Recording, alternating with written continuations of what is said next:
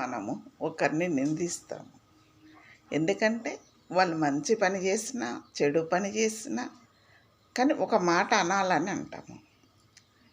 కాకపోతే వాళ్ళు తిరగబడితే మనం ఏం చేయలేము. వాళ్ళు తిరగబడలేక కాదు, తిరగబడగలుగుతారు. ఎందుకు వీళ్ళతో వర్రడము?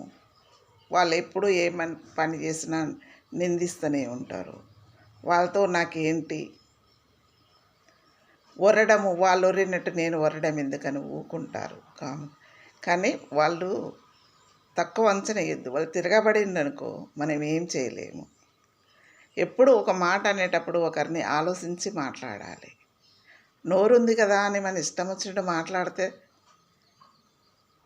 అది మనకు ఎంత విలువ తక్కువనో ఆలోచించండి. దేవుడు ఇచ్చింది మంచి చెడు మాట్లాడమని, కానీ మంచి అప్పుడు మంచి మాట్లాడాలి. ఎవరైనా చెడు చెప్పినప్పుడు ఇది తప్పు, ఇట్లా చేయాలని చెప్పాలి. అంతేగాని నోరు ఉన్నదని ఇష్టం వచ్చినట్టు మాట్లాడద్దు.